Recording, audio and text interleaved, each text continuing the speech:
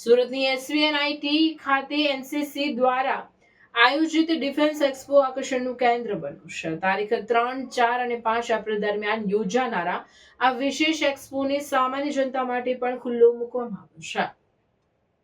આ પ્રદર્શનમાં ભારતીય સેનાની ત્રણેય પાંખો, ઇન્ડિયન આર્મી, ઇન્ડિયન નેવી અને ઇન્ડિયન એરફોર્સ દ્વારા અલગ અલગ એક્ઝિબિશન કમ ડેમોન્સ્ટ્રેશનનું આયોજન કરવામાં આવ્યું છે, જે મુલાકાતીઓને દેશની સુરક્ષા વ્યવસ્થાની તાકાતનું જીવંત અનુભવ કરાવી રહ્યા છે. આ ભવ્ય આયોજનમાં મોમ્સ ઓફ ભરૂચ સંસ્થાના ફાઉન્ડર સેજલ કાપડિયાને ખાસ આમંત્રિત કરવામાં આવ્યા હતા. તેમણે એનસીસી કેડેટ્સને સંબોધિત કરતા જણાવ્યું કે શિસ્ત અને દેશપ્રેમ એ સફળ જીવનના પાયા છે.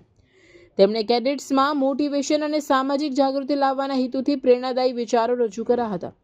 ભરૂચના પ્રતિનિધિ તરીકે તેમની ઉપસ્થિતિએ યુવા કેડેટ્સમાં નવો ઉત્સાહ ભર્યો હતો અને નારી શક્તિના નેતૃત્વનું ઉત્તમ ઉદાહરણ પૂરું પાડ્યું હતું.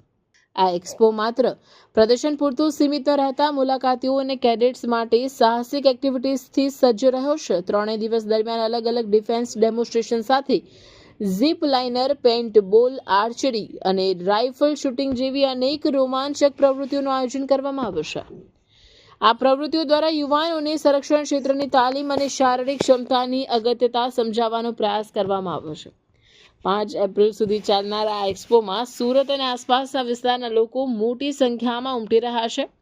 સેના દ્વારા વાપરવામાં આવતા આધુનિક શસ્ત્રો અને ટેકનોલોજીને નજીકથી જોવાનો લહાવો પબ્લિક માટે યાદગાર બની રહ્યો છે. એનઆઈટી એનસીસી દ્વારા આયોજિત આ કાર્યક્રમ યુવા પેઢીને સેનામાં જોડવા માટે પ્રોત્સાહિત કરવાની સાથે સાથે નાગરિકોમાં સુરક્ષા દળો પ્રત્યે આદર અને ગૌરવ વધારવામાં મહત્વની ભૂમિકા ભજવી રહ્યો છે.